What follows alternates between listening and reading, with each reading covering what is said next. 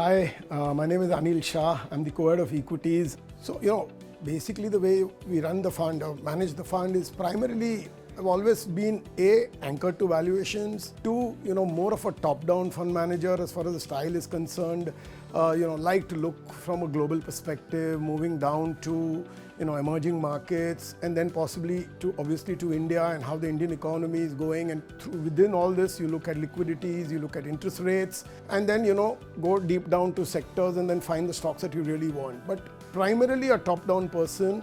And as far as the stock selection is concerned, so that you don't miss anything on the bottoms-up approach, you run a lot of query modules wherein you look for stocks, through various other parameters, so that, because India is known to be a delight as far as the stock pickers market is concerned. And in a top-down approach, you primarily miss some of these stocks. So the idea is, run these lots of query modules and, find out stocks wherein they're meeting some of the parameters that you set in the query modules. So that's the basic style and, the way I run the particular fund as such. And that's what has happened over the last 12 years. I come from an era of, where Test cricket was the thing and not T20. So the idea is to, be really, really consistent over long periods of time rather than trying to be a hero in 1 year and, have really, really weak performances in year 3, year 4. Consistency is the word, measured bets is the word.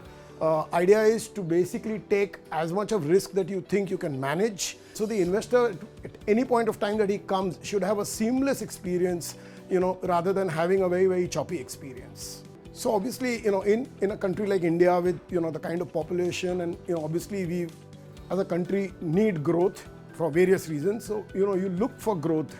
But India being one country, in my honest view, it's actually a combination of four kind of continents, the East, West, South, and so on and so forth.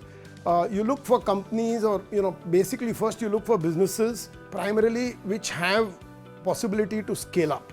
You then look for managements basically who have the ability and the bandwidth to kind of take that scale up ahead with them. And then look for managements, how they react in terms of good times and bad times. So, clearly look for businesses which will do extremely well as India moves ahead strongly and which can appeal to all the 4 regions. Very, very unique country India is. What sells in the south, nobody has heard in the north.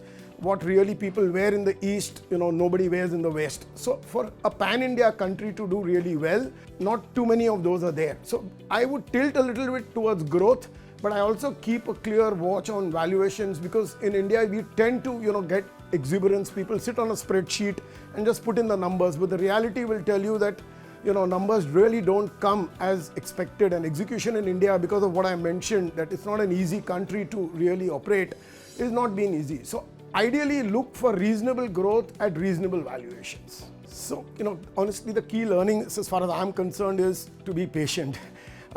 We live in an era where liquidity has been abundant. We live in an era where, you've seen a lot of choppiness across markets. Out of the blue, geopolitical situations can come which you need to manage. There could be a policy change across the globe or within India which can hurt your businesses. You just need to be patient. Don't take any action which is knee-jerk. Think hard before investing, have a low churn. Don't try and get every cycle, every small cycle right. If you be consistent with your management style, with your investing style, and be true to yourself in terms of being anchored to valuations, I think in the long run things will work out well.